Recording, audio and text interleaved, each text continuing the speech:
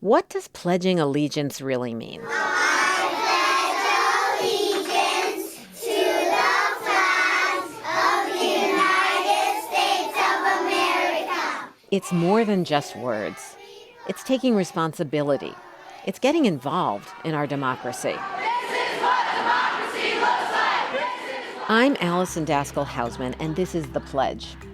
It's a podcast profiling people who have pledged to engage in our democracy. Yes, I get frustrated when I watch the news, but I have an avenue to turn that into something positive because I'm involved, because I stay engaged. Listen to The Pledge, be inspired, and get involved. Indivisible, with liberty and justice for all.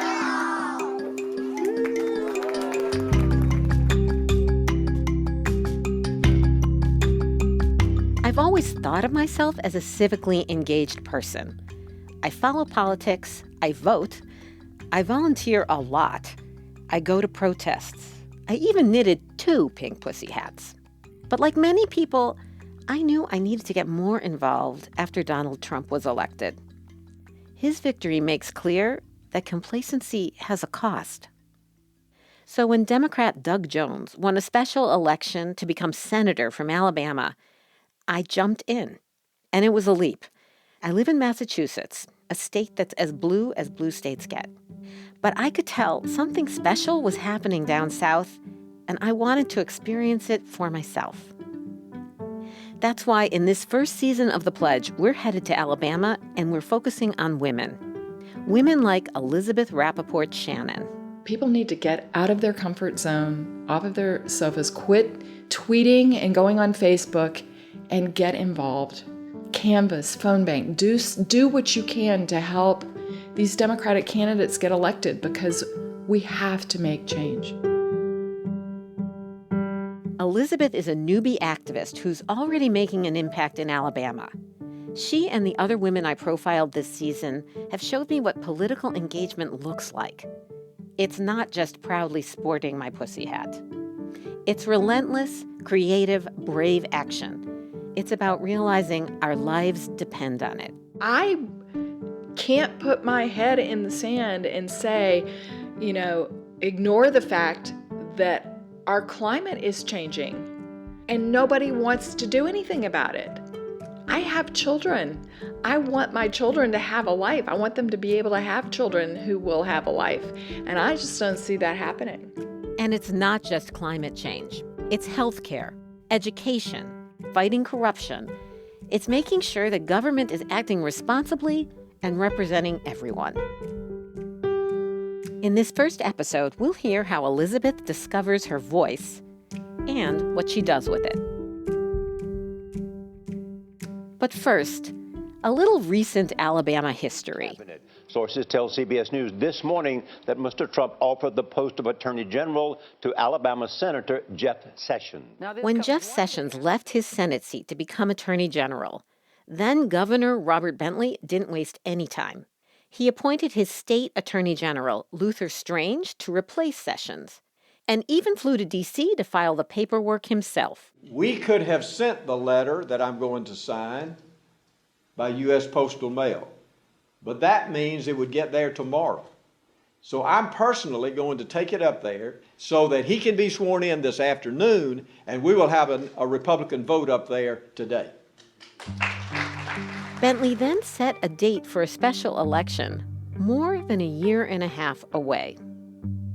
This plum appointment raised some eyebrows, not only because Alabamians would have to wait a long time to elect a representative, but because Alabama Attorney General Luther Strange was investigating the governor.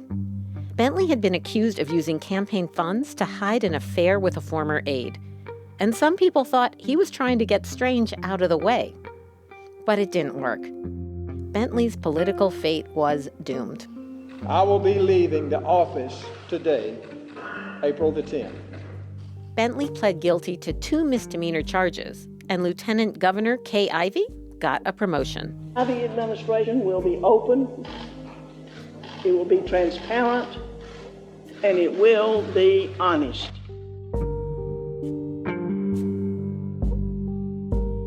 Whew, did you get all that? A governor facing a sex scandal appoints a new senator who had been investigating him. And he's postponed the special election for that seat for over a year. Elizabeth Rappaport Shannon is appalled. She was already fired up after Trump's election. But this is too much. So she picks up her phone and dials Kay Ivey's office. When I called and said, I think we need to push up the special election, and the woman that answered that I spoke with sounded like she agreed with me. So I was a little surprised because she's a Republican. So I called up all of my friends and I said, we've got to start calling. Everybody's got to start calling. I think that they're open to this. They are open to it. In fact, a few days later, Governor Ivey takes action. This special election will remove any cloud of doubt that might have been associated with the previous process used by the former governor.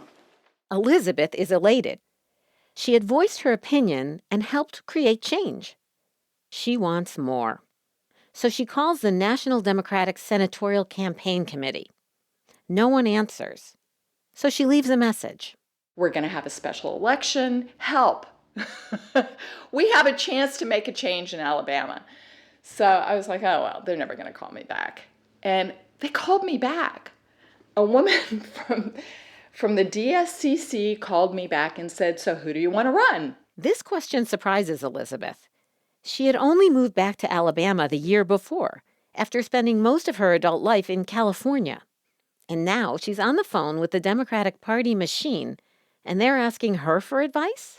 So I got off the phone and I told my husband, they called me back. We have to find somebody. Who we're going to find?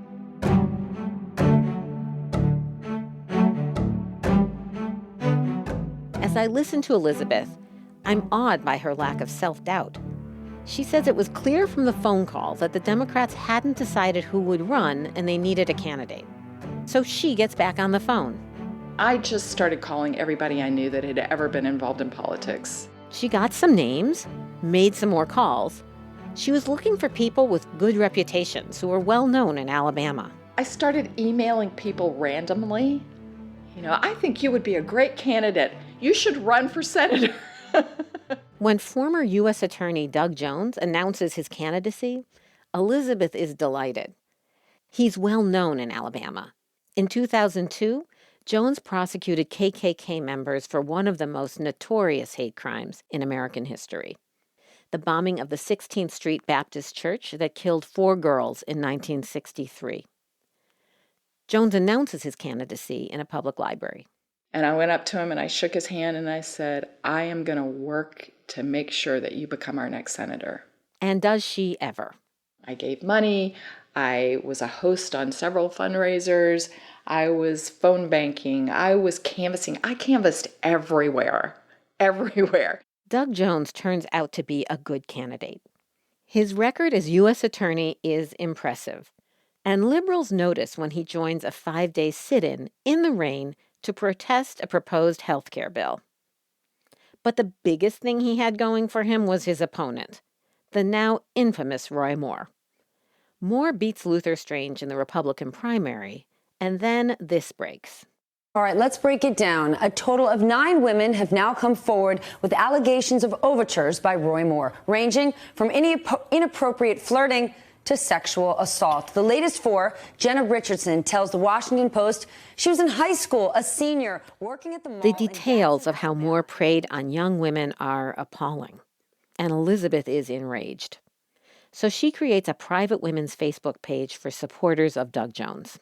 And within 5 days, I had over 5,000 people from all over the state join this women's group. It was overwhelming.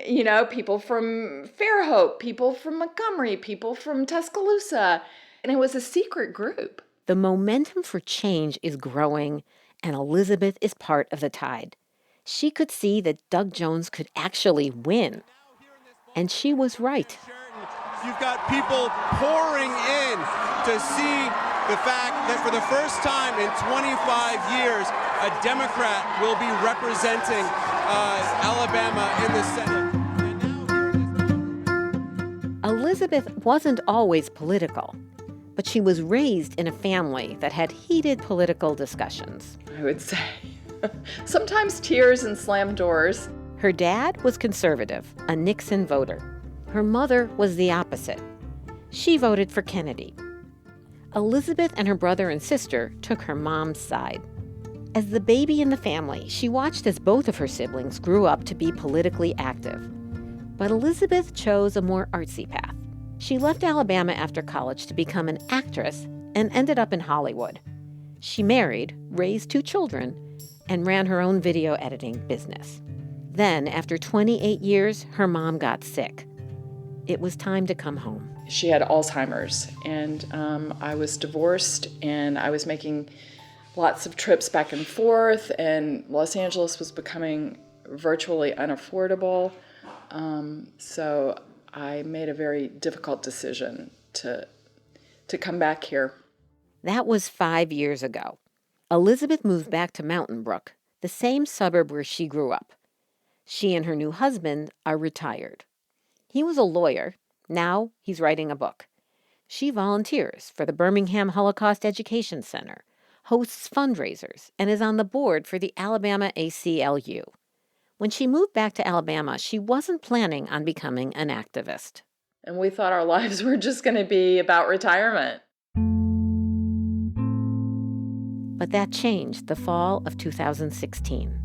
My sister, who I really call the love of my life, she was my best friend. She passed away on September 30th, and then 6 weeks later, Donald Trump was elected. Joanne Goldstein Rosenfeld died at age 63.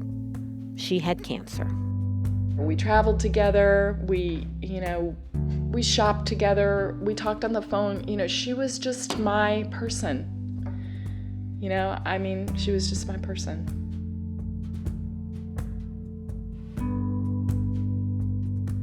For most of her life, Elizabeth was content to stay on the sidelines of politics. But her sister Jo wasn't. She was a one-person Facebook army against Donald Trump. She posted so much stuff, anything that would enlighten the world as to why we should not have this man for president, to a point where my brother was like, oh my God, she's just going crazy. And I was like, let her go. Just let her go.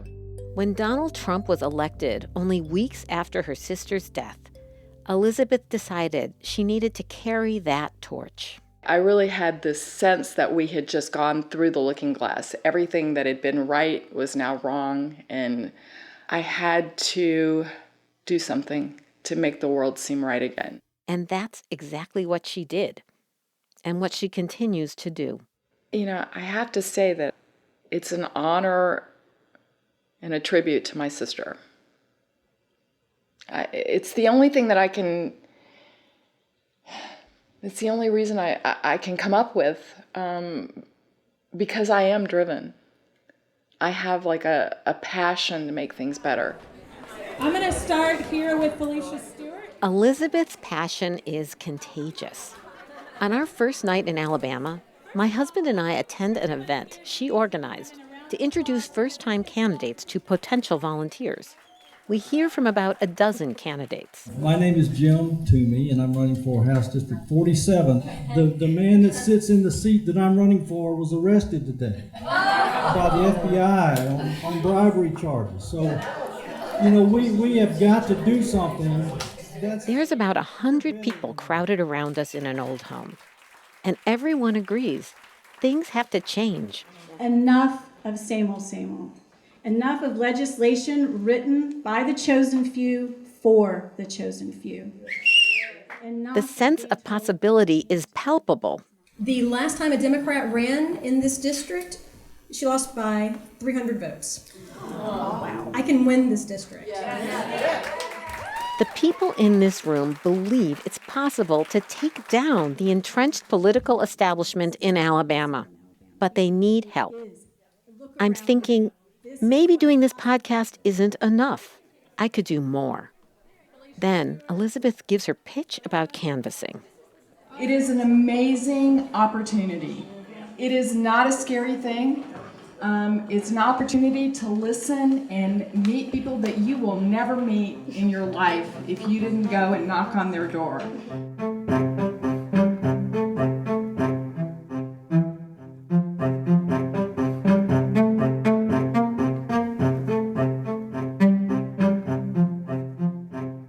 Where I live in Massachusetts, the candidates I vote for usually win.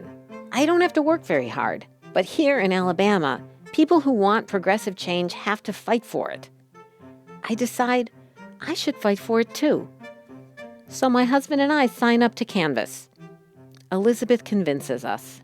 Yes, I get frustrated when I watch the news, but I have an avenue to turn that into something positive because I'm involved, because I stay engaged.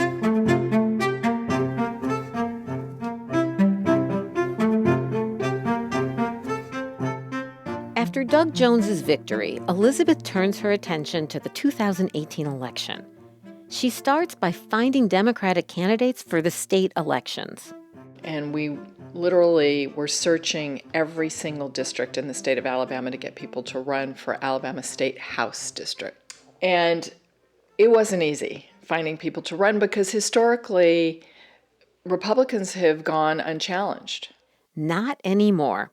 Elizabeth and her friends are committed to upending the Republican fortress in Alabama. They're already preparing for the next battle in 2020. I think all of these things coming together and all this awareness of, the Me Too movement, and now all the kids that are getting involved, and the Women's March, and there is just an energy that is happening. All of these women running for office, I get goosebumps just thinking about it. And that's what drives me. There's a momentum happening that's coming from everywhere. We've got to fight for it. We've got to. Elizabeth sure will. I'm like the ever-ready bunny. I keep waiting for the day that I can't do this anymore. But that hasn't happened. It's only gotten more. Elizabeth inspired me to start knocking on doors in Alabama on behalf of progressive candidates. Thank you for that, Elizabeth, and for sharing your story with me. In our next episode, we'll meet the director of Emerge Alabama, Stacey Probst. She was an anti-feminist Republican, but not anymore. Feminism was offensive in the world I grew up in. And if you had any quality about you, you didn't need feminism. Women were equal. Thank you for listening to the first episode of The Pledge. Please be sure to subscribe wherever you listen to podcasts and share this with all of your friends. Also, if you have a story about political engagement or a friend who inspires you, we want to hear it. You can record a voice memo on your phone and email it to thepledgepodcast@gmail.com. You can also go to our website, thepledgepodcast.com, or to our Facebook page and share your story. We are just starting to uncover the extraordinary ways Americans pledge to our country. We need your help. Until next time, stay strong and stick with your pledge.